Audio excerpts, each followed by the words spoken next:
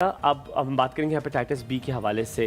क्या सिम्टम्स हैं, क्या इसका क्योर मौजूद है, इसकी वैक्सीनेशन भी है और एक्सक्यूज़ मी, और क्या ये एक से दूसरे बंदे को लग सकती है कि नहीं, पर डिटेल में बी के बारे में बताइएगा। जी, हेपेटाइटिस बी भी जैसे हमने पहले बात की है, एक ब्लड बॉर्न वायरस है। ठीक है। खून के ज़रिए फैलता है, सेक्सुअल कांटेक्ट के ज़रिए फैलता है, आईवी ड्रग अब्यूज़ के ज़रिए फैल सकता है।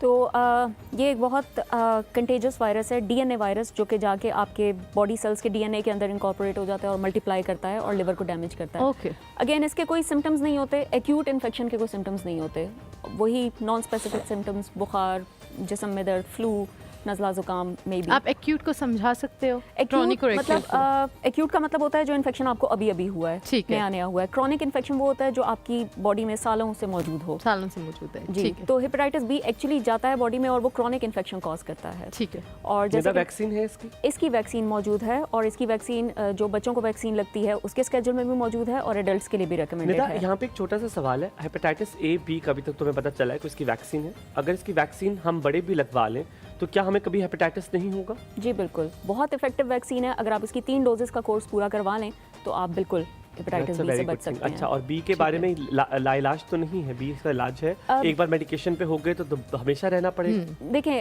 बी के बारे में हम कहते हैं कि इसकी ट्रीटमेंट है, इसका क्योर नहीं है, खत्म नहीं होगी। यस, ट्रीटमेंट इसकी मौजूद है जो कि आपकी बॉडी में जैसे डायबिटिक लोग, डायबिटीज खत्म नहीं होती, कंट्रोल हो सकती है। इसी तरह इसको हम कंट्रोल कर सकते हैं, इसके वायरल लोड को। आपके जिस्म में वायरस आया, तादाद में बढ़ गया, आपके लिवर को डैमेज किया, हमने पकड़ लिया, डायग्नोज कर लिया, उसके बाद एक डॉक्टर ने आपको इसकी डेली मेडिकेशन पे डाल दिया। डेली इसकी एक गोली होती है, तो इतना हार्ड ट्रीटमेंट नहीं है।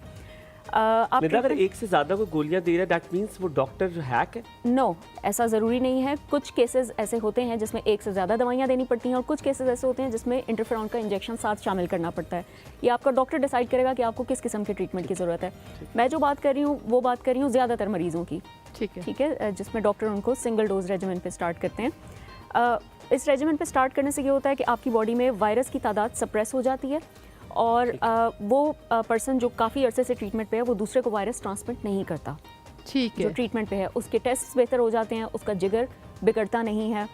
लेकिन ये गोली अगर आपको डॉक्टर ने स्टार्ट करवा दी है तो आपको लाइफ लॉन्ग लेनी होती है, ताकि आपकी बॉडी में वो सप्रेस्ड रहे। तो इसका कोई क्योर नहीं है, लेकिन आपकी बॉडी में आपका PCR नेगेटिव हो जाता है। इसको हम फंक्शनल क्योर कहते हैं कि आपकी बॉडी बिल्कुल ऐसे है जैसे कि आपकी बॉडी में इन्फेक्शन मौजूद नहीं है।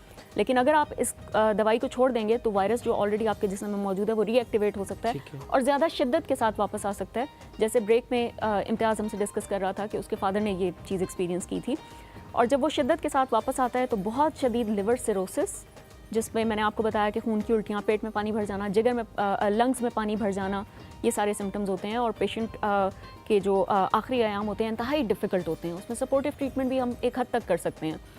और उसके बाद जो हेपेटाइटिस सी, अच्छा, मैं सिर्फ एक हेपेटाइटिस बी में क्या हमें लाइफस्टाइल चेंजेस भी होंगे उस इंसान के लिए, या फिर वो एक बिल्कुल नॉर्मल लाइफ गुजार सकता है? खाने पीने में उसको कुछ चेंजेस करने की ज़रूरत है? क्या अमेंडमेंट है कोई डाइट में?